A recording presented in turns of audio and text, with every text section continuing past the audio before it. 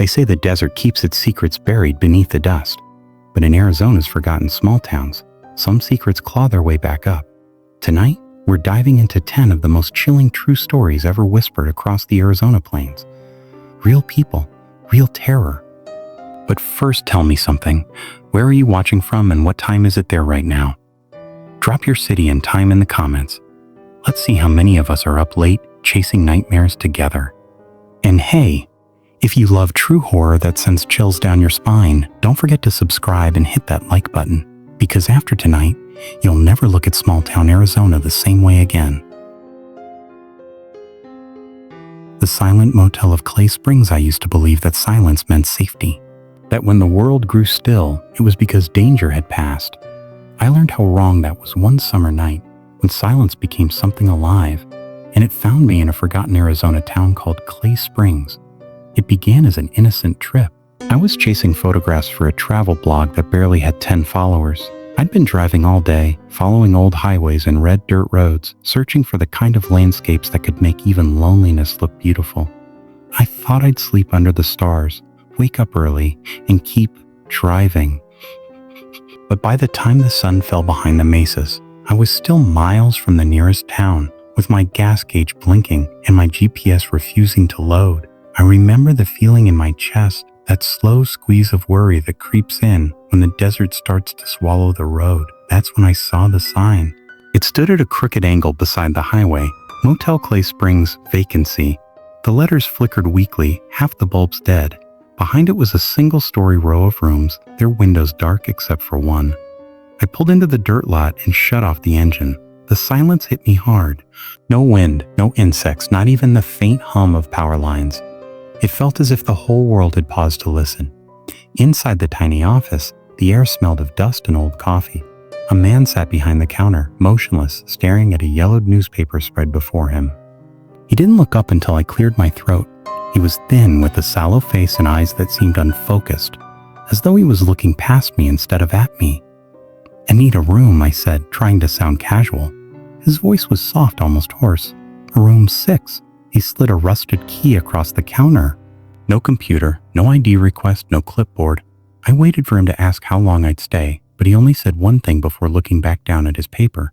"But don't go outside after midnight." I laughed nervously. He didn't smile. The walk to my room felt longer than it should have. The gravel crunched under my shoes and the air was so dry it burned when I breathed. Room 6 sat at the far end. A pale door with flaking paint and a single light above it that buzzed and dimmed every few seconds. I unlocked the door, stepped in, and was met with a wall of stale air and the faint metallic scent of something I couldn't name, like rust or old blood. The room was basic. Bed, dresser, TV, a small bathroom. I tried to tell myself it was fine. Just another forgotten motel with bad maintenance. I unpacked my camera, set it on the nightstand, and took a quick shower, letting the hot water drown out my unease. But halfway through I heard it. Soft, deliberate footsteps, not from the hallway. Inside my room, I froze. The water kept running, steam fogging the glass. I could see a blurred shadow through it, someone standing near the door. Tall, still. I waited for the sound of movement, a word, anything. Nothing. When I finally slid open the glass and stepped out, the shadow was gone. The room was empty, but the door was unlocked. I was sure I turned the bolt. I locked it again, double-checked the window, and tried to laugh it off. Desert towns breed strange noises, right? Metal creaks, pipes groan. I turned on the TV, hoping for comfort, but every channel was static. No local news, no weather, just snow and faint whispers between frequencies. I left it running for the noise, climbed into bed, and closed my eyes. The next time I opened them, the room was dark. The TV had shut off. I checked my phone. 2:47 a.m. That was when I heard it. A low dragging sound like heavy fabric or something being pulled across the floor. It came from the hallway. 3 slow knocks followed, soft, steady. Then silence. I told myself not to move, not to make a sound. But curiosity has a cruel way of killing good sense. I sat up listening. Another knock, this time closer. I could hear breathing slow and shallow on the other side of the door. Then a whisper right next to my ear. But I was alone. Room 6. The voice wasn't outside. It was beside me. I spun toward the sound, and for a split second, in the flicker of the streetlight through the window, I saw something. the outline of a figure leaning over the bed. Its face was colorless, the eyes nothing but holes of shadow. I screamed and stumbled toward the door, fumbling with the lock. When it opened, cold air flooded in and the hallway lights flickered violently. That's when I saw the other doors. Rooms 1 through 5, every single door wide open. Inside each room, the beds were perfectly made, except for one detail: dark, hand-shaped stains on the sheets, old and dry. The hallway stretched longer than it had before, like it was breathing. I ran, heart slamming in my chest, until I burst outside. The lot was covered in a thin layer of dust, thicker than it should have been after just one night. My car looked older, like it had been sitting there for weeks. I started the engine, praying it would turn over. It did, barely. When I looked up, the motel was dark. The motel was dark. The neon sign that had once said a vacancy now glowed blank. No letters, no light pattern, just empty white glare. I drove for hours, refusing to stop until the sun rose. When I finally reached a gas station near Show Low, I stumbled inside, desperate for caffeine and answers. The clerk behind the counter looked startled when he saw me. "You okay?" he asked. "Just rough night," I said. "I stayed at that motel up in Clay Springs." "Creepy place." His face changed instantly. "What motel?" "A Clay Springs, old sign says vacancy." He shook his head. "That place burned down in the 90s. Killed 6 people. They never rebuilt." I thought he was joking, until he turned and pointed to a corkboard behind the counter. An old newspaper clipping was pinned there. The headline yellowed with age. "Fire destroys Clay Springs Motel. 6 guests dead." The photo beneath it showed the exact same building, the same cracked parking lot, the same sign leaning sideways into the wind. Room 6 had been the last to catch fire. I wanted to argue, to say he was wrong, but the truth hit me harder than heat. My phone buzzed in my pocket. New photos. I hadn't taken any, but there they were, the motel hallway, captured from the same angles I'd seen it. I opened one, and my stomach turned. Standing in each open doorway was a faint figure, pale and still, faces blurred but watching me. And in one photo, the last, was my own bed, taken from above femur. I was asleep. Something leaned over me, its hand inches from my throat. I deleted the photos immediately, or tried to. Every time I checked later, they'd return, darker, grainier, the figure closer. I even changed phones. New number, new carrier. It didn't matter. The images always found their way back, like they were following me. Weeks passed. I stopped traveling, stopped taking photos. My blog died quietly, like it had been waiting for me to give up. But the nights didn't get easier. Sometimes I'd wake up at exactly 2:47 a.m. 3 soft knocks on the wall, bafoo. Always 3. Once I heard the same whisper again just behind me. Room 6. I turned. Nothing there. But the air smelled of iron. I moved apartments 3 times in 2 years. No matter where I went, the knocks followed. I tried therapy, church, even visiting Clay Springs again. Though I never made it all the way. The last time I tried, the highway sign wasn't there. GPS still refuses to map the area. When I asked locals in nearby towns, they either changed the subject or warned me not to go looking for ghosts that didn't want to be found. One old man at a diner told me something that still keeps me up. "That motel didn't burn down by accident," he said. "He found gas cans in room 6. Haynes in room 6. Someone said it, no one knows who. The bodies, they say they were all in bed, like they never even woke up. Sometimes I wonder if that's why I was drawn there, like something unfinished was calling for another guest. Maybe that's why the clerk's eyes looked so distant, why he told me not to go outside after midnight. Maybe he wasn't alive either. Maybe none of them were. I thought about that for months. About how silence can hide the sound of breathing. About how the desert buries what people want to forget. I tried convincing myself it was a hallucination, sleep deprivation, dehydration, stress. But then one night, I caught my reflection in the mirror and saw something impossible. Behind me, the faint outline of a door. Flaking paint, a buzzing light above it. Room 6. I blinked and it was gone. But when I turned on my phone the next morning, the first notification was a photo received via Bluetooth from unknown device. The image was black at first, then slowly lightened, pixels forming into the shape of a familiar bedspread.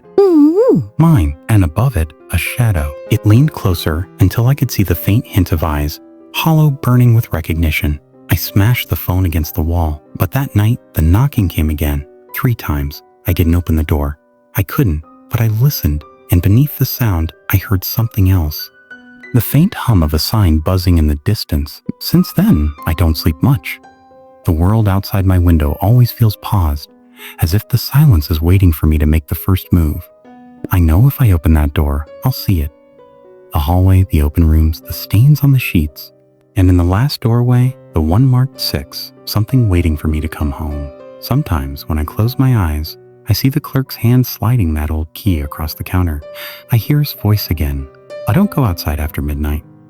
I used to think it was a warning about something out there. But now I understand. It was never outside. It was already in the room. So if you ever find yourself lost on a desert highway near Clay Springs and you see an old flickering sign offering vacancy, keep driving. No matter how tired you are, no matter how low your gas tank runs. Because if you stop, if you step inside that silence, it will know your name. And once it does, it never lets go. It follows, it waits.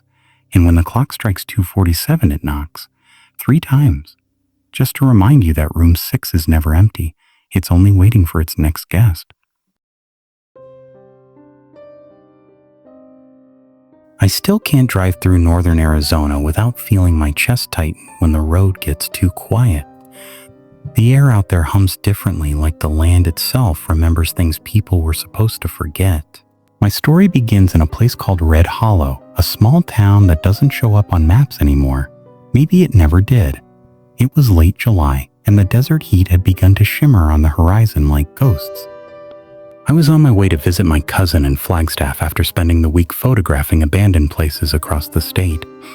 I always chased the kind of beauty that hurt to look at. Empty houses, fading signs, bones of old towns left to rot under the sun. I didn't believe in curses or hauntings. I just thought decay was honest. I thought I understood what silence meant. But Red Hollow taught me that silence can lie. My GPS froze around noon, the screen glitching until it went blank. The road stretched ahead in a straight shimmering line, and I was already running low on gas. I saw a turnoff marked by a crooked wooden post that read Red Hollow Road in faded paint. It looked like any other forgotten back road, but something about it made me slow down. I don't know why I turned. Maybe it was curiosity. Maybe it was fate. The road narrowed between red cliffs, winding through dry washes until I came to a cluster of buildings, a gas station, a diner, and a small church with a white steeple that leaned slightly to one side. The air felt strange there, cooler, but heavy, as if I'd stepped underwater. I parked in front of the diner. The windows were coated in dust thick enough to blur the inside. A hand-painted sign on the door said open, but when I pushed it, the bell above didn't ring. The smell hit me first. Old grease? Mildew, something sweet rotting beneath it all. The counter was empty. A jukebox sat in the corner, silent and half-lit. I called out, "Hello." A voice answered from the back room. Soft, drawn out. "Just a minute." A woman appeared from behind the counter. She looked to be in her 40s, wearing a faded red dress with a white apron. Her smile was thin and trembled slightly at the edges. "You're not from here," she said. No, just passing through," I said. "But does your gas station still work?" She tilted her head as if thinking too long about the question. "It used to. Father keeps the keys now." "A father?" She nodded toward the window. At the church, outside, the sun had shifted. The light had that deep orange tone that comes right before dusk, even though my phone said it was barely 1 in the afternoon. I crossed the street to the church, the sound of my own footsteps echoing too loudly. The front doors creaked open without resistance. Inside, the air was thick with dust and candle wax. Faint singing came from the back. A man's voice, low and shaky. I followed it to the altar where an old priest stood facing away, humming something that sounded like a hymn but wasn't quite right. "Excuse me, Father?" I said. He stopped humming but didn't turn. His shoulders stiffened. When he finally faced me, I noticed his eyes were clouded over, like he was blind. "No visitors," he said quietly.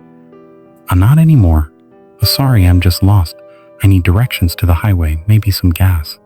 He smiled faintly, though his eyes didn't move. "You came here on your own then?" "Yeah. Is that a problem?" He didn't answer. Instead, he turned and pointed toward a side door. "You'll find what you need down there." The door led to a narrow staircase that disappeared into the dark. Something about it made my stomach twist, but I told myself it was fine. Churches had basements, right? I stepped down slowly.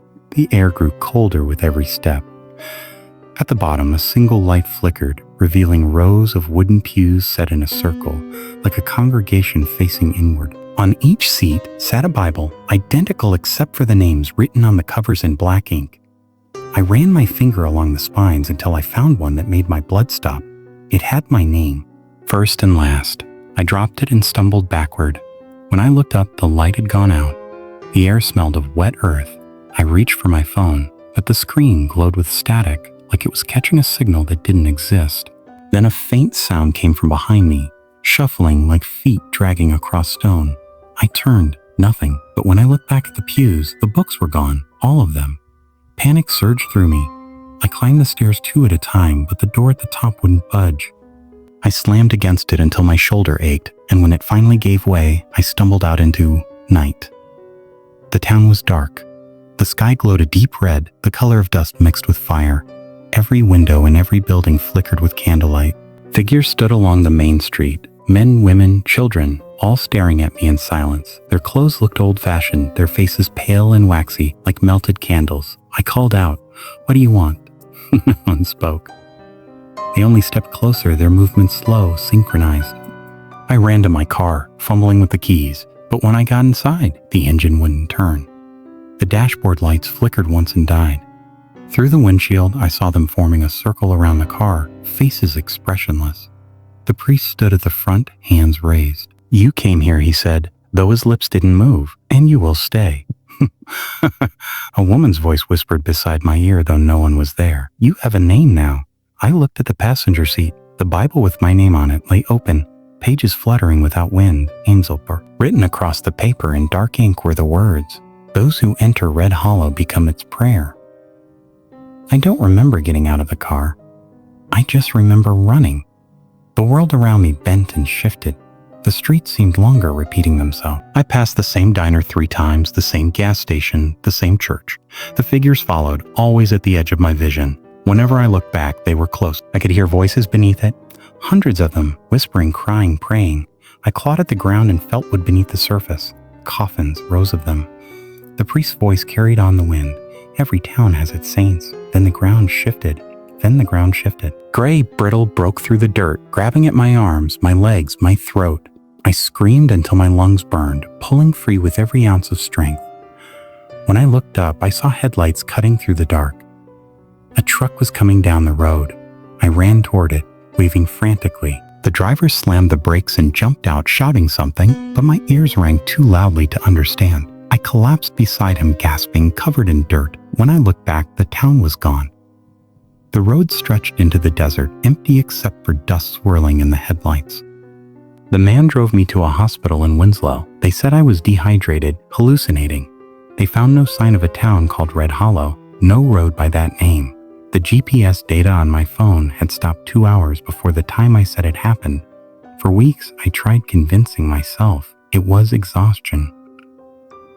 Maybe heat stroke. Maybe my mind filled the blanks with nightmares. But then I found something that ruined any hope of that explanation, the Bible. It was on the passenger seat of my car, though I could have sworn I left it behind. Same cracked cover, same word etched on the front. Return, return, return. Inside, on the first page, was handwriting I didn't recognize. It said, "The prayer is incomplete." I burned it in my backyard that night. Or tried to. The paper curled and blackened, but the ink wouldn't fade. The next morning, the ashes were gone, and in their place lay the book again, clean and untouched. Months passed. I moved apartments, sold my car, stopped driving altogether. But every now and then, I hear humming, the same tune the priest was singing. Insiderist was singing. It comes from nowhere, faint and low. Sometimes I wake up in the middle of the night with dirt under my nails and the taste of dust in my mouth. Once I dreamed I was standing in front of the church again. The doors were open, and the pews were full of those same silent faces. Silent faces. They were all holding Bibles with names written on them. I walked down the aisle, and at the altar stood the priest. He opened a book and smiled. "You came back," he said. I woke up with a Bible beside my bed, my name written inside. Now every time I close my eyes, I see that town waiting under the red sky. The road still exists somewhere, I know it. I can feel it calling sometimes when I'm driving too far from home, when the radio static hums in that same strange key. Maybe it's looking for someone else now. Maybe it just waits. But if you're ever in northern Arizona and you see an old wooden sign that says Red Hollow Road, keep driving. No matter how curious you are, no matter how lost you feel, because that road doesn't lead to a place. It leads to a prayer that never ends. And once you hear it, once you step inside that silence, you'll understand what I did. There are towns that die quietly, and there are towns that feed on the ones who come looking for them. Red Hollow was never built. It was buried, and some prayers are never meant to be answered. So if you ever hear humming when the desert goes still, don't listen. Don't stop. And above all, don't look for the church on Red Hollow Road, because it's already looking for you. I used to think the desert was empty, that its silence was just a lack of sound. I know better now. Silence can have weight. It can watch you. It can breathe with you. I learned that in the summer of 2018 when I spent a single night in a dying town called Dry River, Arizona. I was driving cross-country, moving from Tucson to Santa Fe after a breakup that had cracked me in half. I wasn't really running away, though maybe I was. I wanted open roads, cheap motels, and the illusion that I still had control of my life. The sun was dropping low that evening, melting into orange haze when my car's engine light flickered on. The road stretched out like a scar through red dirt and ghostly scrub. The next town was 50 miles behind me. I slowed down, heart pounding as the temperature gauge crept toward the red. The engine coughed twice and died. My phone showed no signal. I sat there for a few minutes, staring at the vast nothingness until I spotted a dirt road to my right. There was a handmade sign nailed to a post.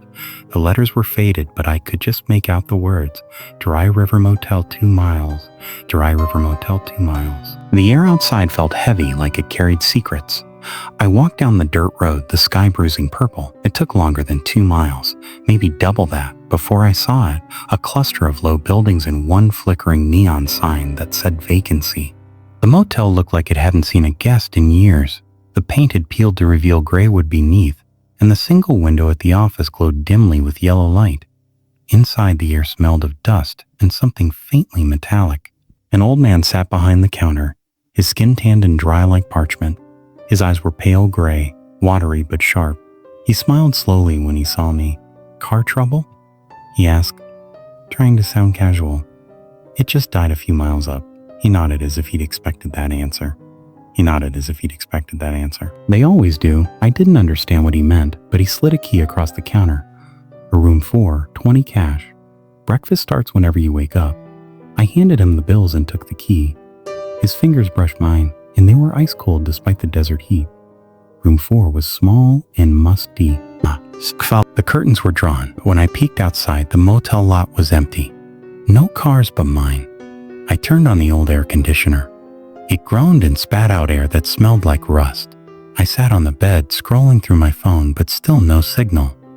The room felt wrong somehow. Not haunted, not exactly. More like time had stopped moving. I tried to shake it off and stepped into the bathroom to wash my face. I noticed something strange. Above the sink was a small mirror cracked down the middle, but the reflection didn't match. I mean, it did at first. Me, tired eyes, messy hair, but behind me in the reflection, I could see the door slightly open. In reality, the door was closed. I froze, staring at that thin line of black in the mirror. Then slowly, the reflection of the door opened wider as if someone was standing there. But when I turned around, the real door stayed shut. My stomach twisted. I turned back to the mirror, and it was normal again. "You're tired," I whispered to myself. "You're imagining things." I crawled into bed and turned off the light. Outside, the desert wind howled softly, brushing against the thin walls. At some point, I must have fallen asleep. I woke up to the sound of knocking. 3 slow knocks. I sat up, heart hammering. It came again, 3 knocks, steady, measured. I looked at the clock. 2:47 a.m. Who's there? I called out, but no answer came. I crept to the door and peered through the peephole. Nothing but the flickering motel sign. When I turned back toward the bed, my breath caught in my throat. Someone was sitting on it. A woman. Her back faced me, long black hair hanging over her shoulders. Her skin looked too pale for this desert, and she wore a faded yellow dress torn at the hem. She didn't move, didn't even seem to breathe. I stumbled backward, slamming into the wall. "Who are you?" She turned her head slowly, just enough for me to see her profile, and her face was wrong. It was blurred, like a photograph half erased.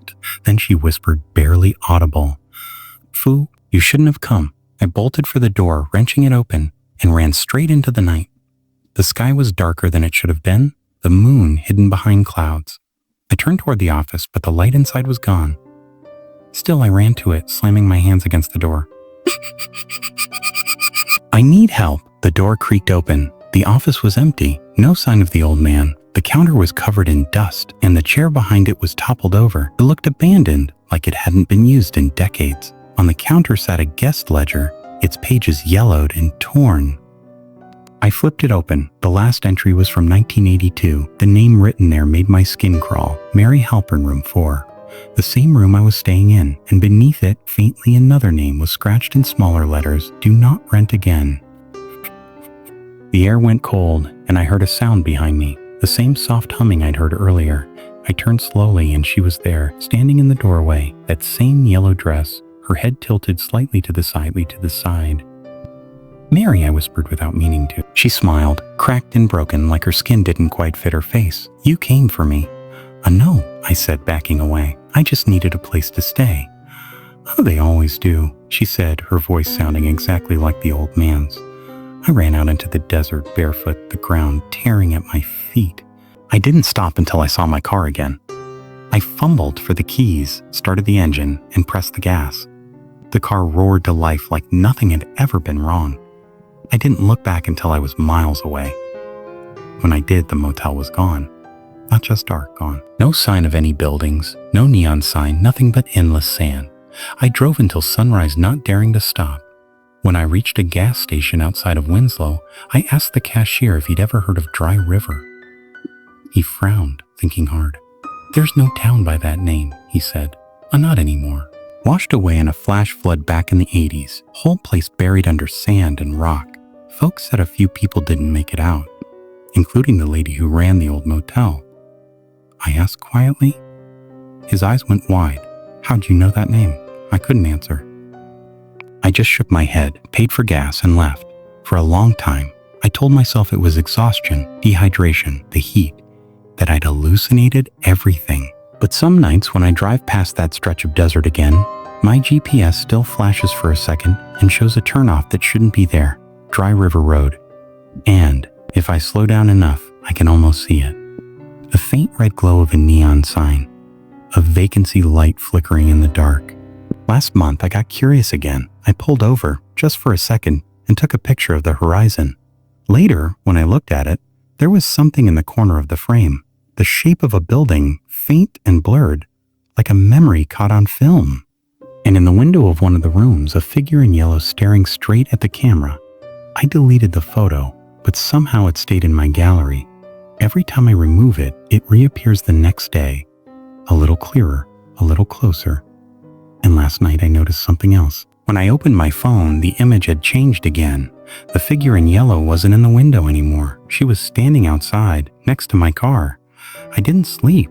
I don't think I ever will again, because deep down, I know what she's waiting for. She's waiting for me to come back. I've lived in Arizona my whole life, but there's one thing I never talk about. Not to my wife, not to my friends, not even when I've had too much to drink and the words almost slip out.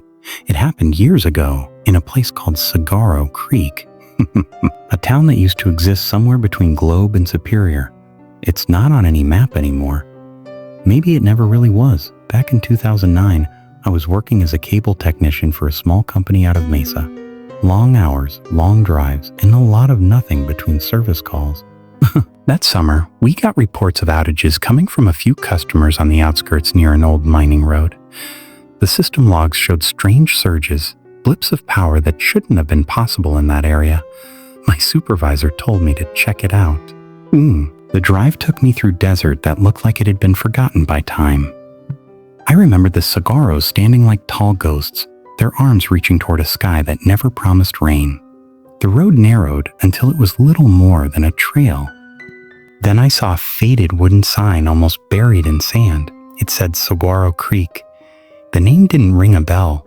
I'd been working the region for years, but I'd never heard of it. Still, I followed the road because there was nowhere else to go. The town appeared suddenly. A handful of buildings clustered around a dry wash. The creek it was named for had long since turned to dust. There were maybe 10 houses, a boarded-up diner, and what looked like an old schoolhouse. All of them sagged under the weight of the sun. But there was power, lines running to poles, the faint hum of electricity. I parked my truck and stepped out. The air felt strange, like it was too heavy to breathe. A low buzzing filled my ears, not from the power lines, but from everywhere at once, like the desert itself was vibrating. My first stop was a small house with a tin roof. A woman answered the door. She looked to be in her 60s, wearing a faded dress and a silver cross around her neck. Her eyes were sharp, but her smile was polite.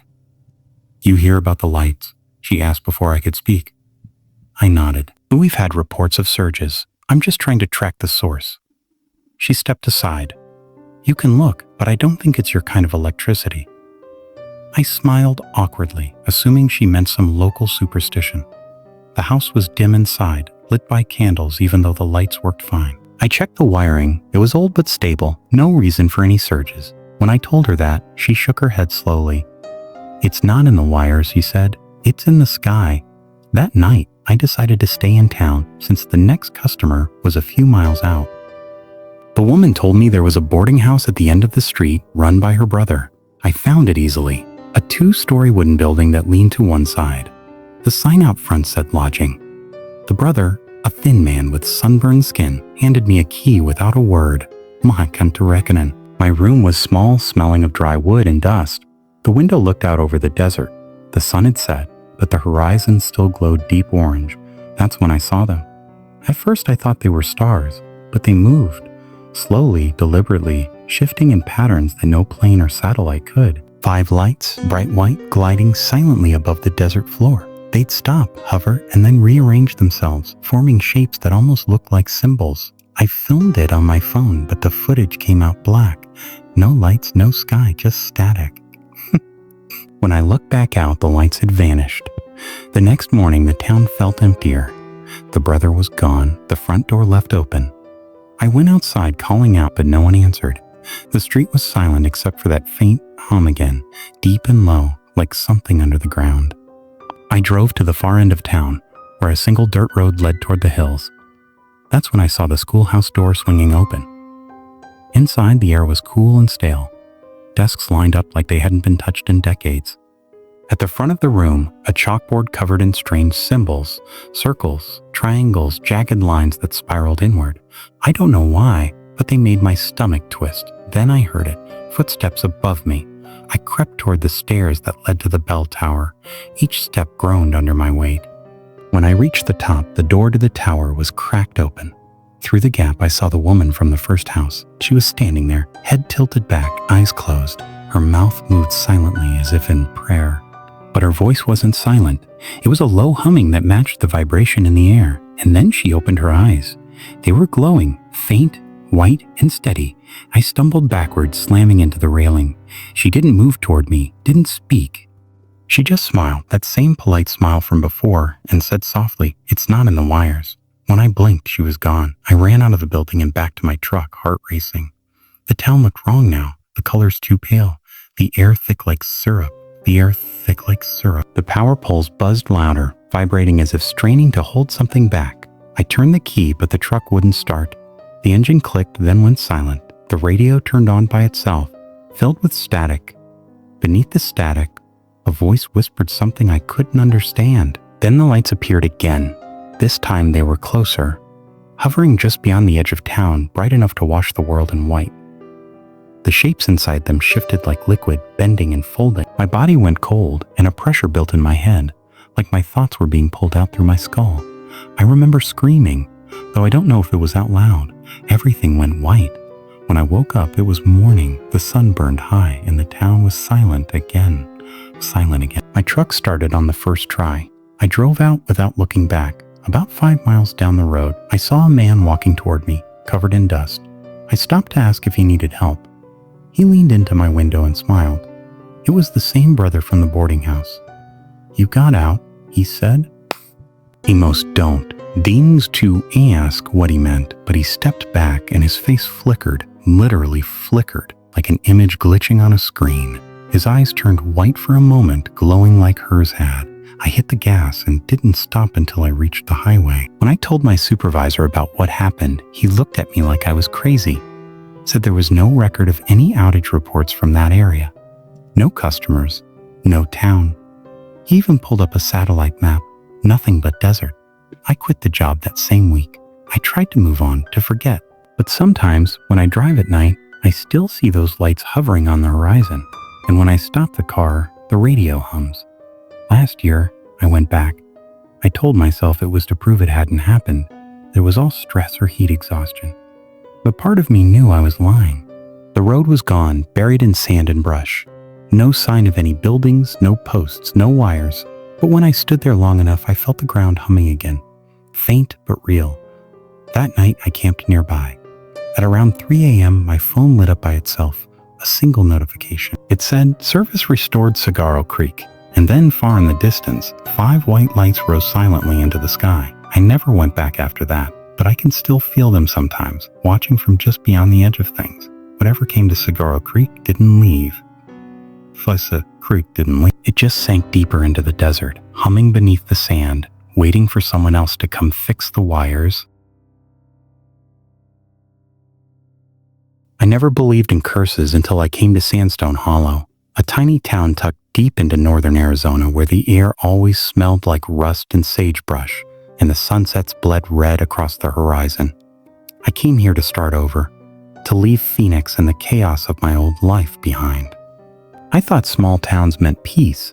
I thought wrong. My name's Lena, and for the past year, I've been the only nurse in Sandstone Hollow's one-room clinic. It's barely more than a converted gas station, with peeling linoleum floors and a flickering fluorescent light that hums louder than my patient. There are maybe 300 people here, most of them old miners or their widows. They keep to themselves. No one comes here unless they have to, and no one leaves without a reason. The first thing I noticed about Sandstone Hollow wasn't the silence. It was the missing people. Every few months, someone vanished. A farmer, a teacher, a teenager. Sometimes the sheriff said they'd gone off to Flagstaff or Tucson. Other times, there wasn't even an excuse. People just stopped existing, like the desert had swallowed them whole. I told myself it wasn't my business. My business. But then it became mine. It started one Tuesday evening in April. I was closing the clinic when I saw an old woman standing by the window. She wasn't one of my regulars. Her face was dry and cracked like old parchment, her gray hair braided down her back. She wore a faded blue dress and no shoes. I asked if she needed help, but she just stared at me for a moment before saying, "Don't stay after dark." Then she turned and walked toward the hills. That night, I couldn't sleep. The wind outside howled across the desert, rattling the window panes. I tried to shake off her words, but they clung to me. At some point, I got up and looked outside. The town was pitch black except for one light coming from the old mine at the edge of town. The sandstone mine had been closed for decades, ever since the collapse that killed 11 men. People said it was haunted, but I'd never believed in that sort of thing. Still, there was no reason for a light to be there. I watched it flicker for a long time before it suddenly went out. The next morning, I asked the sheriff about it. His name was Clay Barnes, a man who looked like he'd been carved from sandstone himself, dry, quiet, unyielding. When I mentioned the light, his jaw tightened. "No one goes out there," he said. Not anymore. Then who more? He knew was I. He stared at me for a long moment before muttering, "I'll leave it alone, Lena. Some things in this town don't want to be found." For a week, I tried to forget, but the strange things kept happening. Patients came in complaining of hearing whispers in the wind. A boy said he saw lights moving through the canyon at night. One woman came in with deep scratches on her arms, claiming she'd been touched by the hollow. Then one morning, I found footprints outside the clinic, barefoot, small, like a child's. They led from the road to the door and then disappeared. That same afternoon, the old woman returned. She came in quietly, her eyes distant. She asked for bandages, and as I wrapped her wrists, I noticed something carved into her skin. Symbols, rough and bleeding, like she'd done it herself. I asked what they meant. "The hollow remembers," she said softly. "It takes what it's owed." Before I could ask more, she left. That night, the wind rose again, stronger than before. The power flickered twice, then died completely. I lit a lantern and tried to read, but every sound made me jump. Then around midnight came the knocking. 3 slow knocks on the clinic door. I froze. There was no reason for anyone to be out there. I waited, heart pounding. After a few seconds, the knocks came again. I grabbed the lantern and walked to the door. Who's there? I called out. Silence. I opened the door just a crack. The desert stretched out in front of me, still and empty. No one there. But in the distance near the mine, I saw light again, flickering like a lantern swinging in the dark. I told myself I wouldn't go, that it wasn't my problem. But curiosity has teeth, and mine sank deep. I followed the old mining road out of town, the lantern trembling in my hand. The wind whipped across the sand, carrying whispers that sounded almost like voices. When I reached the mine entrance, the air grew colder. The light was gone, but the smell of wet earth and iron filled the air. Inside, the darkness was thick, almost alive. I moved slowly, my footsteps echoing. The tunnel walls glistened with damp minerals. Then I heard it, a soft humming somewhere ahead. As I turned a corner, I saw her, the old woman standing in the middle of the tunnel. Her eyes were closed, and she was humming that same low tune I'd heard in the wind. In front of her was a hole in the ground, a shaft leading down into blackness. "You shouldn't be here," she whispered without opening her eyes. "What is this place?" I asked. She smiled faintly. "It's where they went. Before they went." Before I could speak, a sound rose from below. It wasn't an echo or wind. It was breathing, slow, deep, rhythmic. The ground trembled beneath my feet. I stumbled backward, dropping the lantern. The flame went out, plunging us into darkness. The old woman started laughing softly. "It's awake now," she said. "I ran," she said. "I ran. I don't remember how I found the exit or how long I ran before reaching town. When I finally looked back, the mine was silent again. No light, no sound. The next day, the old woman was gone. No one in town claimed to know her. When I described her to Clay, he looked pale. "You're talking about Nora? She's been dead 30 years. I didn't believe him until he showed me a picture in an old newspaper. She looked the same, down to the blue dress. Nora had been one of the miners' wives, the one who vanished after the collapse. They'd never found her body. After that, I tried to leave Sandstone Hollow. I packed my things, loaded my car, and drove east. 20 minutes out, my engine died. No cell service, no signal. I waited an hour, then started walking back. But when I returned, the town looked wrong. The buildings were in the same places, but older somehow, more decayed. The streets were empty. The clinic door hung open, swinging in the wind. Inside, dust coated everything. My supplies were gone. My notes, my bag, all missing. I called out, but no one answered. I went to the sheriff's office. It was empty too, the floorboards warped. On the desk was his badge, rusted and broken in half. Then I saw movement outside. People, at least shapes that looked like people, standing in the street. Their faces were pale, eyes black and hollow. They stared at me without blinking. I ran to the clinic, locked the door, and hid behind the counter. Through the crack in the blinds, I watched them gather. More and more of them silent, waiting. When night fell, they began to hum. That same tune, Nora's tune. The air grew thick. Dust swirled through the room like smoke. I tried to stay awake, but my eyelids grew heavy. When I woke, the sun was up and the street was empty again. Everything looked normal. I told myself it had been a dream, some kind of breakdown from exhaustion and fear. But then I saw the footprints, bare, small, leading from the clinic to the road. I tried again to leave that afternoon. Drove in the opposite direction this time. 5 miles out, I saw the same wooden sign, "Welcome to Sandstone Hollow." I turned around, drove north, west. Every road led back to the same place. For days I tried. Weeks maybe, time blurred. Sometimes I'd wake in the clinic, sometimes in the truck, sometimes standing in the middle of the mine road without remembering how I got there. The townspeople came back, but they were different. They moved slower, their voices hollow, their eyes empty. When I spoke to them, they smiled but didn't answer. One night I heard the breathing again. Not from the mine this time, from the ground beneath the clinic. I dug behind the building, my hand shaking. Just a few feet down, I hit wood, an old trapdoor. When I opened it, the smell hit me. Damp, rot, something ancient. Beneath the door was a tunnel leading straight toward the mine. Carved into the walls were dozens of handprints, small and dark, pressed into the dirt. And then I heard her voice again. "The hollow remembers. The ground shook and a crack opened beneath my feet. Something moved below, massive, shifting, alive. I fell to my knees as the air turned heavy and the dirt began to move. Hands reached out from the earth. Cold, gray hands, pulling, grasping. I screamed, tried to crawl away, but they caught my legs, dragging me toward the darkness. When I woke, I was lying in bed in the clinic, the morning light streaming through the blinds. For a moment, I thought it had all been a nightmare. But when I looked at my hands, they were covered in dirt. Under my nails, the same red clay from the mine. Outside, the town was quiet again. I looked at the clock on the wall. The second hand wasn't moving. I went outside. The streets were empty. No wind, no birds, no sound at all. The desert stretched endlessly, shimmering with heat. The world felt paused like it was holding its breath. I walked to the edge of town and looked back. Sandstone Hollow looked smaller than ever, like it was sinking into the earth.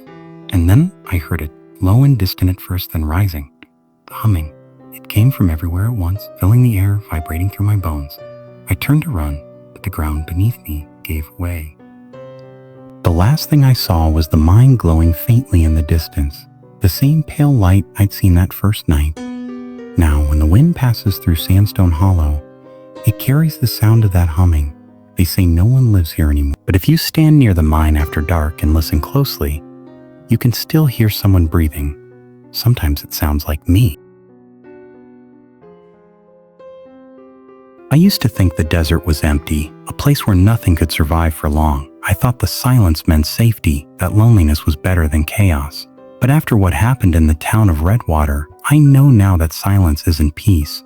Sometimes it's the sound of something waiting.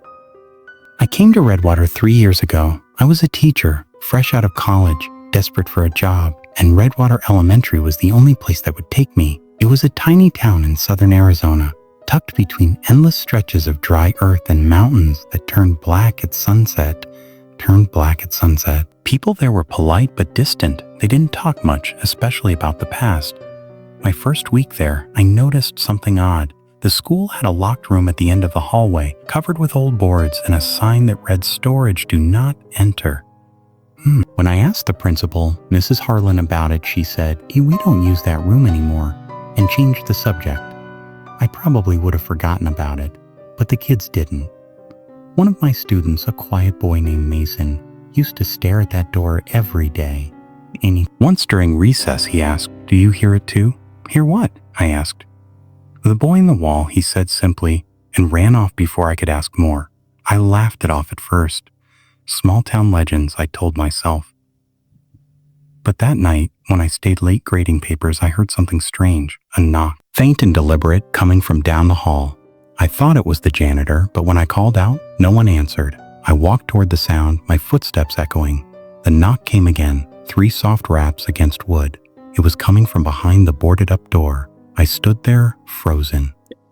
The air felt heavier, thicker. Then just as suddenly, it stopped. I told myself it was the wind. Old buildings made sounds all the time. I packed up and left, but as I locked the classroom door, I could have sworn I heard whispering behind me. The next morning, Mason wasn't in class. Neither were 2 other kids from his street.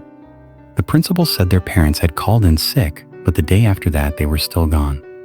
By the end of the week, half my class was empty. I went to Mrs. Harlan again. "Is there something going on in town?" I asked. Her expression didn't change. "The best not to ask questions around here, Miss Clark," she said. "Redwater takes care of its own." That night, I couldn't sleep. The air outside my house felt strange, charged. Around midnight, I heard movement outside, soft footsteps crunching over gravel. I peered through the blinds and saw Mason standing in the yard, barefoot, staring at the house.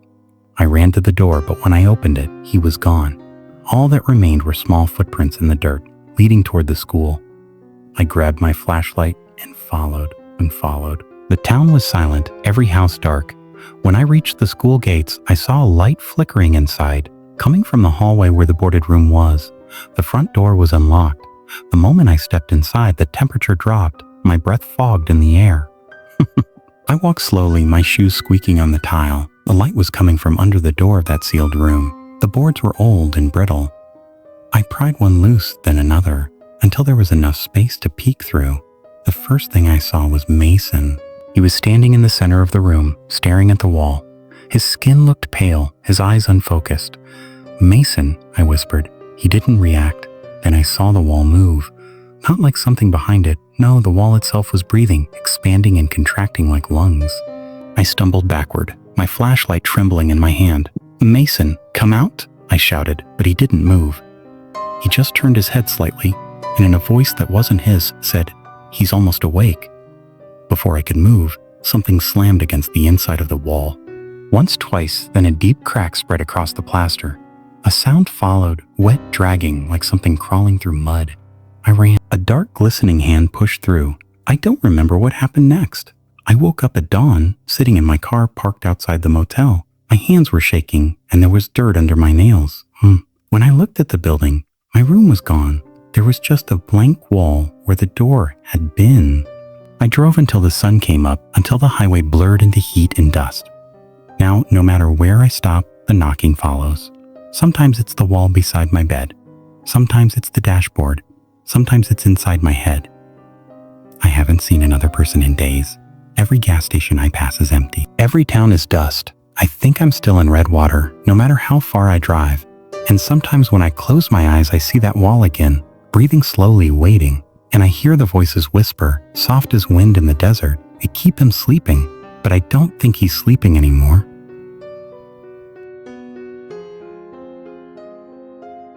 When I first moved to Sundown Ridge, I thought I'd found heaven on earth.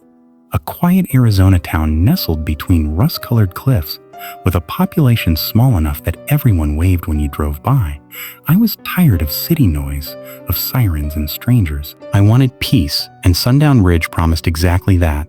The house I bought sat on the edge of town, overlooking the desert. It was old but sturdy, with a porch that creaked under the weight of years and a cellar door out back that didn't seem to open anymore. The realtor, a woman named Ellen, told me not to worry about it. "Old storm shelter," she said. For decades, the first night there was beautiful. The stars stretched endlessly and the wind carried the smell of dry sage and dust. But around midnight, I woke up to a sound I couldn't place. It was soft, like humming, drifting through the floorboards. I thought maybe it was the wind slipping through cracks, so I ignored it and went back to sleep. The next morning, I noticed something strange in the yard. A perfect circle of dead grass right above where the cellar was. The rest of the yard looked healthy, greenish for desert standards, but that patch was brown and lifeless.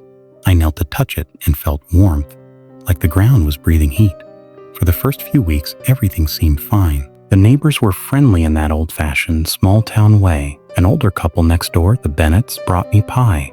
The sheriff waved whenever he drove by, but I started noticing something off about the people. Their smiles didn't quite reach their eyes, and their questions always circled back to one thing. "How are the nights out there?" I'd laugh it off. "Quiet," I'd say. Their smiles would fade and they'd nod, almost pitying. By the third week, the humming under my floor came back. It wasn't soft anymore. It had rhythm, like someone whispering through a vent. I could never make out the words, but I swear it sounded like chanting. One night, I decided to find out where it was coming from. I pulled out my phone flashlight and went out to the cellar. The door was rusted shut, sealed with an old chain and padlock. I grabbed a hammer and broke it open. The moment I lifted the door, the smell hit me. Damp, earthy, and something else. Something sour, like meat left out too long. Stairs led down into darkness. I hesitated. I told myself to leave it, that whatever was down there wasn't worth knowing. But curiosity always wins with me. Each step creaked, and the deeper I went, the colder it became. The air was thick, almost wet. When I reached the bottom, my light landed on something that made my stomach twist. A circle of stones arranged on the dirt floor. Inside it were candles, some burned down to wax puddles, others still standing, their wicks blackened. Symbols covered the walls, carved deep into the dirt, painted in what looked like rust, but smelled like blood. Bird. I heard movement behind me. I spun around, but no one was there. The cellar door above me had closed. The humming started again, low and steady. It came from everywhere, vibrating through the walls. I pressed my hand against the dirt and felt something pulse beneath it. Slow, steady, like a heartbeat. The ground shifted slightly under my feet, and I stumbled. When I looked down, the symbols on the floor were glowing faintly. My flashlight flickered. I backed toward the stairs, heart hammering. The hum grew louder, the air colder. Then, from the far corner, a voice whispered, "It's almost time." I didn't wait to hear more. I sprinted up the stairs, slammed the cellar door shut, and dragged a chair over it. The next morning, I found the cellar door wide open. The chair was gone. I called the sheriff. He came by, looked at the cellar, then looked at me like I was losing my mind. "That thing's been sealed for years," he said. "You must have dreamed it." I showed him the broken chain and the open hatch. He just smiled, that same empty smile everyone in town wore. "Best not to mess with things that were meant to stay buried," he said. That night I didn't sleep. I sat by the window watching the desert. The sky was cloudless, the moon full. Around 2 in the morning, I saw lights in the distance, torches, moving slowly in a line toward my house.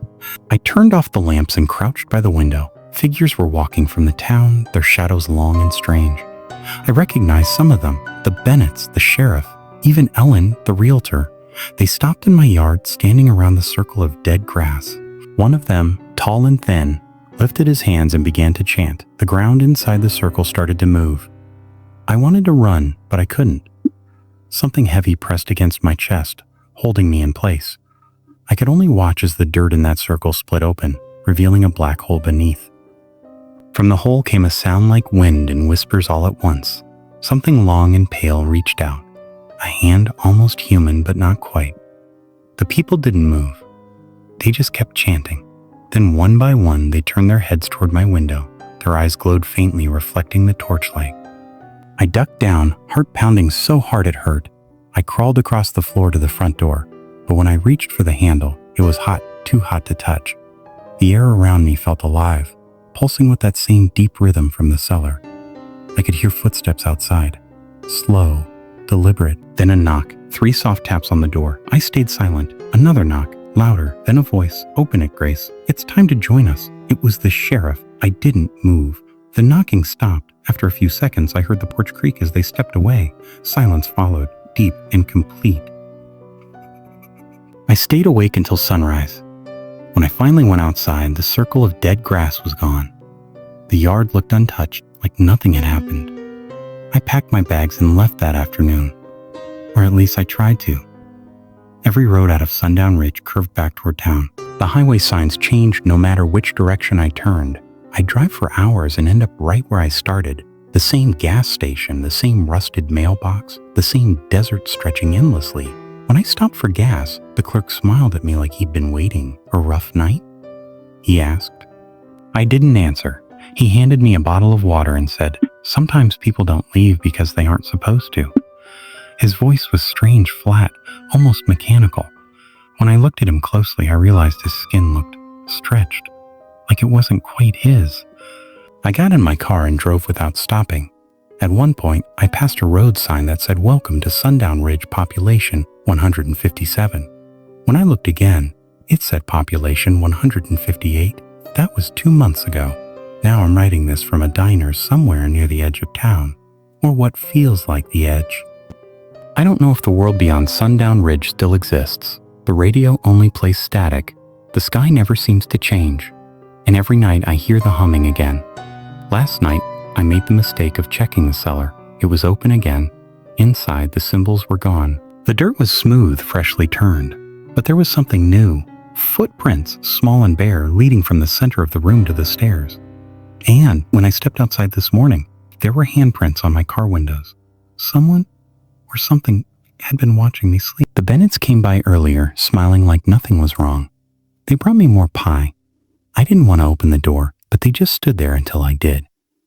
Mrs. Bennett said, "We're so glad you stayed. Not everyone makes it past the first month." Then she handed me the pie and added, "You'll feel it soon. The pull, it gets easier once you stop fighting."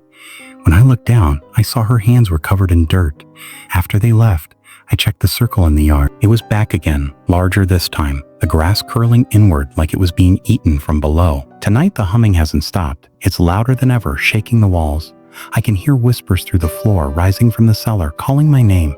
Sometimes I hear other voices too, people I recognize, the sheriff, Ellen, even the Bennetts. They tell me it's not so bad, that the town only takes what it needs, that soon I'll understand. My reflection in the window doesn't look right anymore. My eyes are darker, my skin paler. I haven't eaten in days, but I don't feel hungry. I don't feel much of anything except the pull they talked about. I think about leaving again, but when I step outside, the air feels wrong. Heavy. The town looks different. Houses in new places, streets where there weren't any before. The sun hangs too low, unmoving. Sometimes I think I see people walking underground, their shadows moving beneath the dirt like fish beneath ice. I don't know how long I've been here anymore. The days blur together, the nights never really end. Earlier I heard a knock at the door, 3 soft taps, then a whisper. "Grace, it's time." I think they're right. I think it's time. The cellar's open now. The humming has stopped, replaced by silence so deep it feels alive. The ground under the circle is glowing faintly. I can see movement below it, something shifting in the dark. Waiting. I'm going to go down there. Maybe if I do, it'll stop. Maybe I'll finally leave this place. If anyone ever finds this, don't come to Sundown Ridge. The town doesn't let you leave. It just waits until you stop trying, and then it swallows you whole. When I first moved to Sundown Ridge, I thought I'd found heaven on earth. A quiet Arizona town nestled between rust-colored cliffs, with a population small enough that everyone waved when you drove by. I was tired of city noise, of sirens and strangers. I wanted peace, and Sundown Ridge promised exactly that. The house I bought sat on the edge of town, overlooking the desert. It was old but sturdy, with a porch that creaked under the weight of years and a cellar door out back that didn't seem to open anymore. The realtor, a woman named Ellen, told me not to worry about it. Old storm shelter, she said, had been sealed for decades. The first night there was beautiful. The stars stretched endlessly, and the wind carried the smell of dry sage and dust. But around midnight, I woke up to a sound I couldn't place. It was soft, like humming, drifting through the floorboards. I thought maybe it was the wind slipping through cracks. So I ignored it and went back to sleep. The next morning, I noticed something strange in the yard. A perfect circle of dead grass right above where the cellar was. The rest of the yard looked healthy, greenish for desert standards, but that patch was brown and lifeless. I knelt to touch it and felt warmth, like the ground was breathing heat. For the first few weeks, everything seemed fine. The neighbors were friendly in that old-fashioned, small-town way. An older couple next door, the Bennetts, brought me pie. The sheriff waved whenever he drove by, but I started noticing something off about the people. Their smiles didn't quite reach their eyes, and their questions always circled back to one thing. How were the nights out there? I'd laugh it off. A quiet, I'd say. Their smiles would fade, and they'd nod, almost pitying. By the 3rd week, the humming under my floor came back. It wasn't soft anymore. It had rhythm, like someone whispering through a vent. I could never make out the words, but I swear it sounded like chanting. One night, I decided to find out where it was coming from. I pulled out my phone flashlight and went out to the cellar. The door was rusted shut, sealed with an old chain and padlock. I grabbed a hammer and broke it open. The moment I lifted the door, the smell hit me. Damp, earthy, and something else. Something sour, like meat left out too long. Stairs led down into darkness. I hesitated. I told myself to leave it, that whatever was down there wasn't worth knowing. But curiosity always wins with me. Each step creaked, and the deeper I went, the colder it became. The air was thick, almost wet. When I reached the bottom, my light landed on something that made my stomach twist. A circle of stones arranged on the dirt floor. Inside it were candles, some burned down to wax puddles, others still standing, their wicks blackened. Symbols covered the walls, carved deep into the dirt, painted in what looked like rust but smelled like blood. I heard movement behind me. I spun around, but no one was there. The cellar door above me had closed. The humming started again, low and steady. It came from everywhere, vibrating through the walls. I pressed my hand against the dirt and felt something pulse beneath it, slow, steady, like a heartbeat. The ground shifted slightly under my feet and I stumbled. When I looked down, the symbols on the floor were glowing faintly. My flashlight flickered. I backed toward the stairs, heart hammering. The hum grew louder, the air colder. Then from the far corner a voice whispered, "It's almost time." I didn't wait to hear more. I sprinted up the stairs, slammed the cellar door shut, and dragged a chair over it. The next morning, I found the cellar door wide open. The chair was gone. I called the sheriff.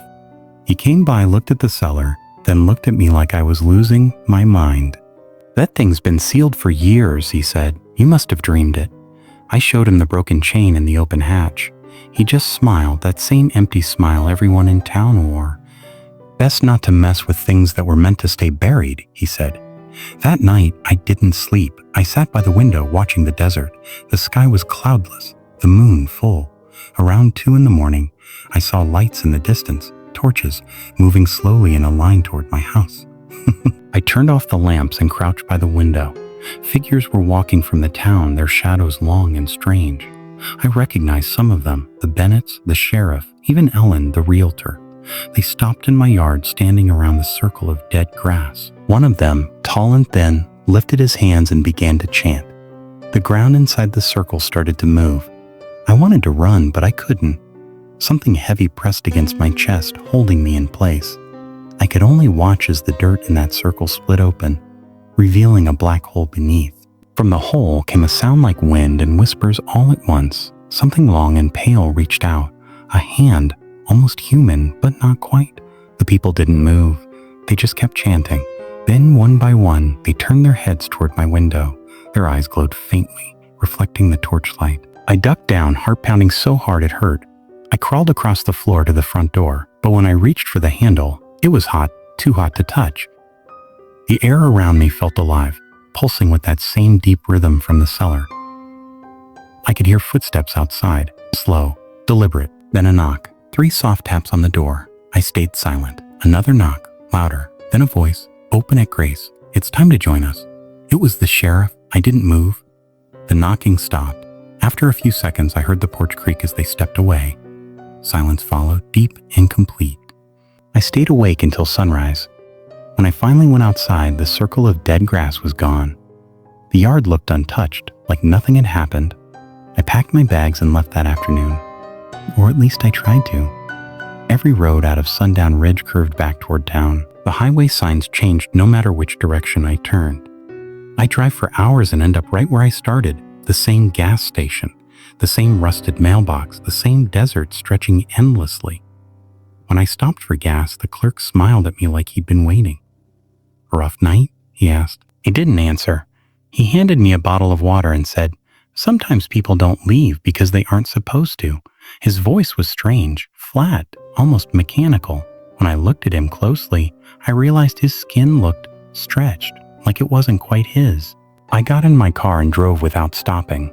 At one point, I passed a road sign that said, "Welcome to Sundown Ridge Population 157. When I looked again, it said Population 158. That was 2 months ago. Now I'm writing this from a diner somewhere near the edge of town, or what feels like the edge. And I don't know if the world beyond Sundown Ridge still exists. The radio only plays static. The sky never seems to change, and every night I hear the humming again. Last night, I made the mistake of checking the cellar. It was open again. Inside, the symbols were gone. The dirt was smooth, freshly turned, but there was something new, footprints, small and bare, leading from the center of the room to the stairs. And when I stepped outside this morning, there were handprints on my car windows. Someone or something had been watching me sleep. The Bennetts came by earlier, smiling like nothing was wrong. They brought me more pie. I didn't want to open the door, but they just stood there until I did. Mrs. Bennett said, "We're so glad you stayed. Not everyone makes it past the first month." Then she handed me the pie and added, "You'll feel it soon. The pull. It gets easier once you stop fighting." When I looked down, I saw her hands were covered in dirt. After they left, I checked the circle in the yard. It was back again, larger this time, the grass curling inward like it was being eaten from below. Tonight, the humming hasn't stopped. It's louder than ever, shaking the walls.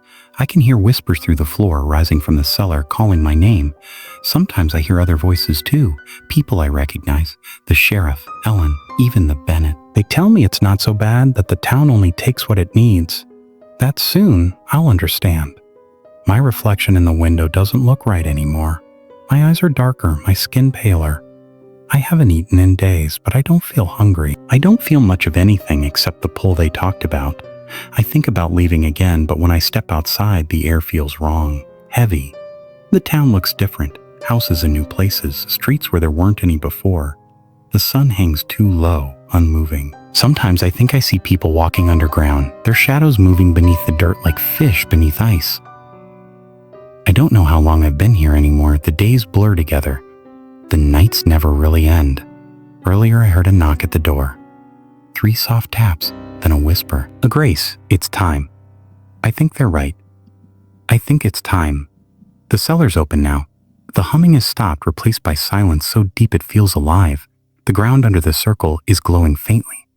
I can see movement below it, something shifting in the dark, waiting. I'm going to go down there. Maybe if I do, it'll stop. Maybe I'll finally leave this place. If anyone ever finds this, don't come to Sundown Ridge. The town doesn't let you leave. It just waits until you stop trying. And then it swallows you whole 1964, 1972, 1989, and then one near the end. 2023, my breath caught.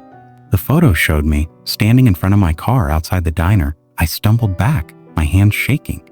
The door slammed shut behind me. The light flickered, then went out. The humming started. Low at first, then louder. The same sound I'd heard in the motel. The ground beneath me vibrated. Something whispered from the dark. "You came back." I ran, and I burst outside. The sky had changed. The moon hung low, huge and red. The streets were empty. No cars, no lights. The whole town looked abandoned. Every door open, every window dark. I ran to my car, jumped in, and drove. The roads twisted beneath me, the desert stretching endlessly. My headlights barely pierced the darkness. I kept driving, but the horizon never changed. After what felt like hours, the gas gauge hit empty. I pulled over and sat in the dark, shaking. That's when I saw the figures. They stood on the ridge above the road, silhouettes against the blood-red moon. Dozens of them, motionless, watching, their heads tilted slowly in unison, all toward me. One by one, they began to walk down the slope. I started the car, praying it would run on fumes. The engine coughed, became alive. I drove, speeding through the darkness as the figures followed. No matter how far I went, they were always behind me, just at the edge of the headlights. Eventually, the engine died. The desert was silent again. I sat there, gripping the wheel, too scared to move. Then faintly, a knock on the back window. 3 soft taps. I didn't turn around. I couldn't. The knocking came again, louder this time. I whispered to myself over and over, "It's not real. It's not real." And then a voice from behind me. It is now. When I finally turned, the backseat was empty. But the window was cracked from the inside, 3 perfect lines where something had struck it.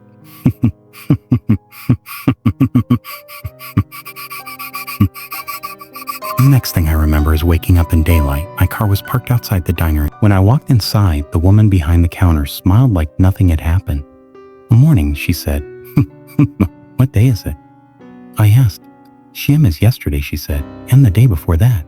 The clock on the wall read 7:14 a.m. It's been 7:14 a.m. every time I've looked since. The sun rises but never climbs higher. The shadows don't move.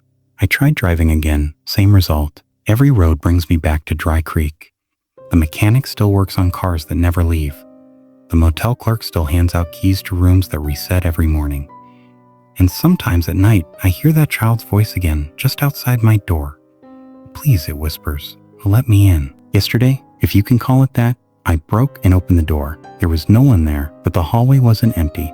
On the walls were photographs, hundreds of them, all of me, standing in front of that church again and again, each one taken at the same time of day. 7:14 a.m. Now I don't sleep. I don't eat. I don't age. I don't think anyone in Dry Creek does. We're just stuck here, caught in whatever moment this is. I can hear others moving around at night, whispering to themselves, pretending they're alive. Sometimes I catch my reflection in the mirror, and it doesn't move when I do. I think the town keeps us, not like prisoners, but like memories, things it can't let go of. The woman at the diner says newcomers still come sometimes. Cars that break down on the highway, people who think they're just stopping for gas. I've started taking their photographs. I don't know why. Maybe it helps. Maybe it's what I'm supposed to do now. There's a girl here tonight, young, scared. Her car broke down just like mine did. She's staying in room 4 at the motel. I can hear her pacing. I can hear the knock on her door, 3 soft taps. And this time it's my voice whispering from the hallway. "Please," I say, "let me in." I used to think the desert nights in our small Arizona town were peaceful. The air would cool after the brutal heat of the day, and the stars spread out above like 1,000 eyes watching over us. But now I know they weren't watching over us. They were watching for us. Because something old and hungry hides in the silence between those stars, and one night it found me. Our town was called Dry Creek.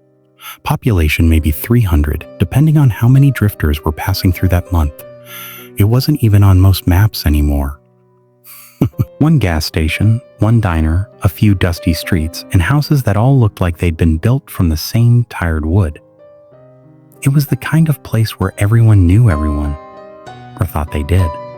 I was 23 when it started, living alone after my parents moved up north. I worked at the diner, the only place open past sundown. Most nights were slow, and the quiet could feel heavy, pressing down on your chest. That night felt like any other until he walked in. He didn't look like a stranger at first. Jeans, dusty boots, old denim jacket. What caught my eye was how pale he was, like he hadn't seen sunlight in years. In his eyes, they were the color of sand before a storm, murky and shifting. He sat in the last booth, the one near the window facing the old church. I brought him coffee, and he smiled. His teeth were too white. "A long drive?" I asked. He didn't answer. He just stared at me, his head tilted slightly, like he was trying to remember something. Then he said quiet and flat, "You've seen it, haven't you?" I laughed nervously. "Has seen what? The thing that walks after dark." I thought maybe he was one of those weird travelers we sometimes got, drifters who'd been in the sun too long, their minds half melted. I smiled politely and walked away, but his words stuck. Later that night, after closing, I stepped outside. The desert wind felt colder than usual, the kind that cuts through fabric and finds your skin. I looked across the street. The old church hadn't been used in years. Its roof sagged in the middle, and the cross on top leaned at an angle. But I saw something move behind one of the cracked windows. I froze. It wasn't a shadow. It was solid, like someone walking past the inside wall. The lights inside had been dead for decades, yet the shape glided through the darkness like it belonged there. I blinked and it was gone. The next morning, Sheriff Hicks came into the diner for his usual coffee. I told him about the man from last night and the thing I saw in the church. He just chuckled. Probably a coyote," he said. "You've been working too many night shifts." But when I described the stranger, his expression changed. He leaned forward, lowering his voice. "You said he was pale? Gray eyes?" I nodded. He rubbed his chin. "We found the car out past Red Mesa last week. Engine running, door open. No driver. License said it belonged to a Jonas Keene. Maybe that's him. What happened to him?" I asked. No idea," the sheriff said. "But folks say he'd been digging where he shouldn't have. It's an old mine outside town. Cursed land if you believe the stories." After he left, I couldn't shake the feeling that the stranger's words meant something. That night, I locked the diner early and drove out toward Red Mesa. The desert stretched endlessly under a bruised sky. I parked by the old road that led to the mine, now fenced off with rusted wire and a half-collapsed warning sign. As I got closer, I felt the ground tremble faintly, like something breathing beneath it. A sudden gust blew sand against my face, and for a moment, I thought I saw a figure standing by the mine entrance. Still, tall, draped in shadow. Then it vanished. I turned to leave, but my car wouldn't start. The engine made a hollow clicking sound. I slammed the door shut and started walking back toward town. The night grew darker, the air thick, and the wind carried whispers that weren't wind. "You shouldn't have come here." I spun around. No one. Then I saw movement, a pale shimmer between the rocks, like moonlight sliding across something wet. It rose from the ground, taller than a man, thin as a rail. Its skin, or whatever passed for it, was the same dusty color as the desert floor, and its eyes glowed faintly like dying coals. I ran. I didn't look back until I reached the diner's neon sign, flickering weakly in the distance.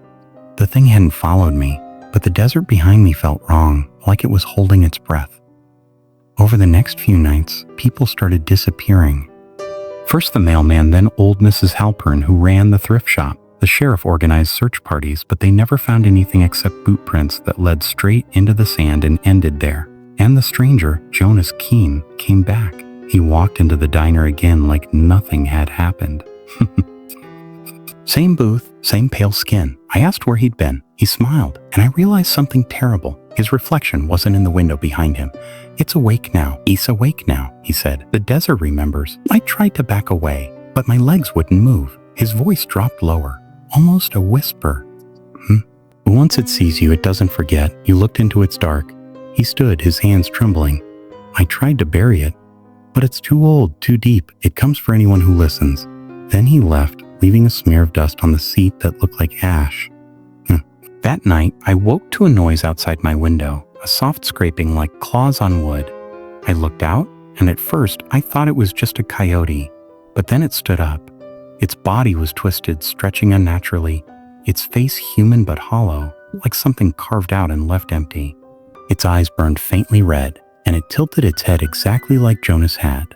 I screamed and backed away, tripping over my chair. When I looked again, it was gone. The next morning, the sheriff's car was still parked in front of the diner. Inside, the seat was filled with sand. No sign of him. More people vanished. By the end of the week, Dry Creek felt like a ghost town.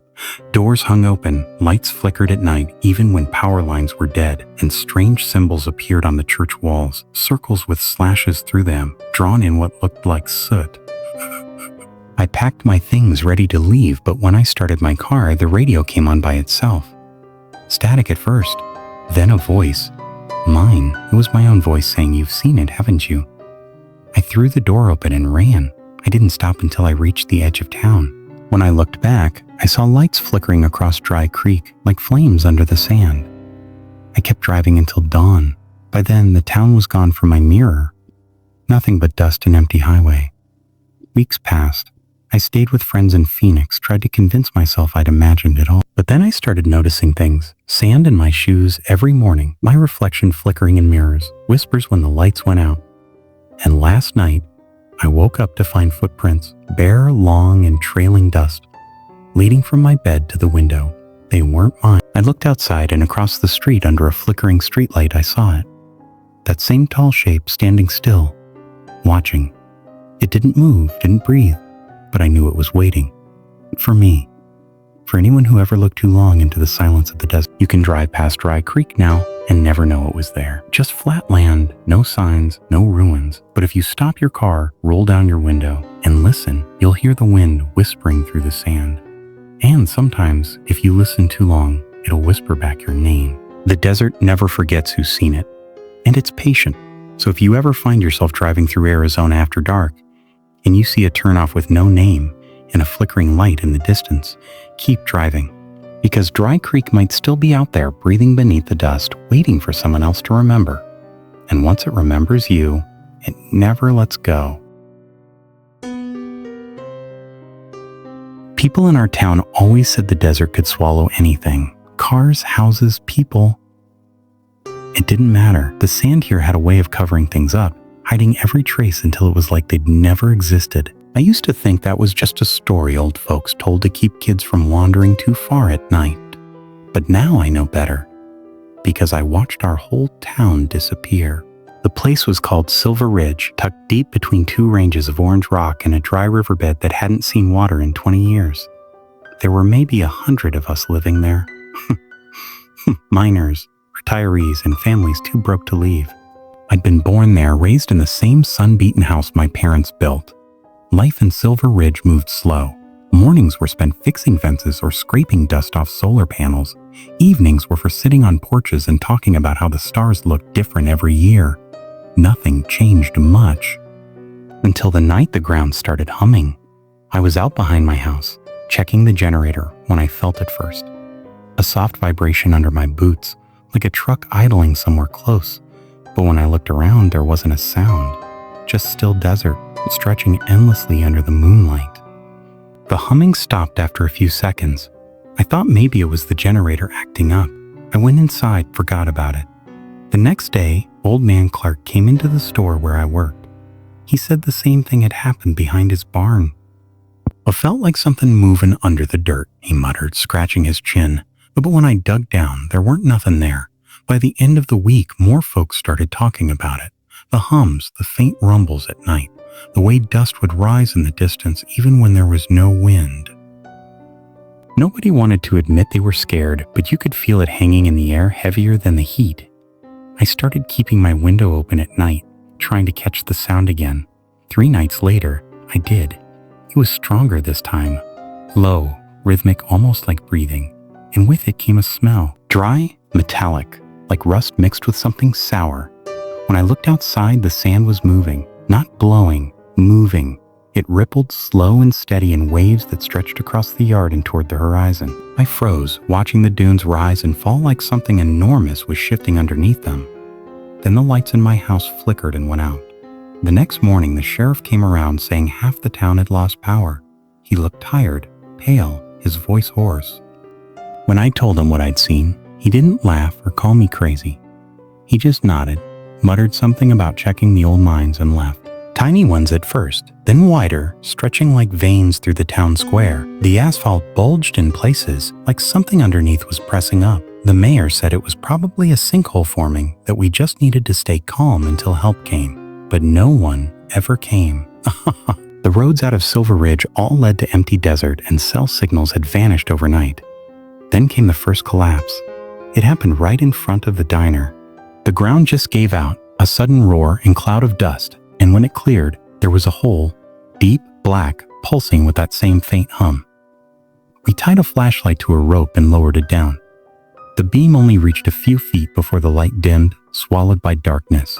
When we pulled it back up, the rope was wet and covered in something slick that smelled like iron and rot. After that, people started leaving on foot.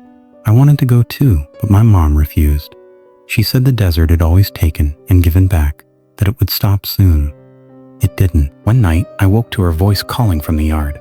"Alina, come outside. Quick." I grabbed a lantern and ran to the door. She was standing by the fence, staring at the ground. Do you hear it?" she whispered. The humming was louder than ever, vibrating through the soles of my feet, through the wood of the porch. The air smelled like copper and rain that would never come. Then, right in front of us, the earth split open. It didn't break cleanly. It peeled, curling back like skin. And underneath wasn't rock or dirt. It was flesh, a vast pale surface that shivered as air touched it. My mom screamed. I couldn't move. The split widened, and from inside something moved. At first it looked like hands, dozens of them, pushing up from below. But as they reached the surface, I realized they weren't hands. They were roots, twisting and curling like veins, reaching for the air. We ran inside, locked every door. The humming became a roar, shaking the walls. Pictures fell, glass shattered. I thought the whole house would collapse. Then just as suddenly, it stopped. Silence. We stayed there till morning. When the sun came up, half of Silver Ridge was gone. Just gone. Houses, cars, people, all swallowed by the sand. We tried to leave.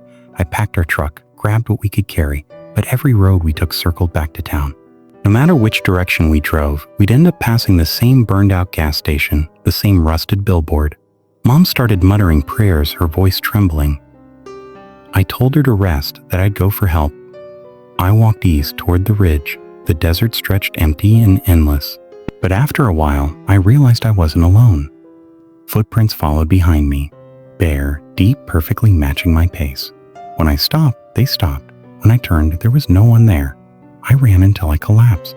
When I looked up, I saw something shimmering in the distance, like a mirage.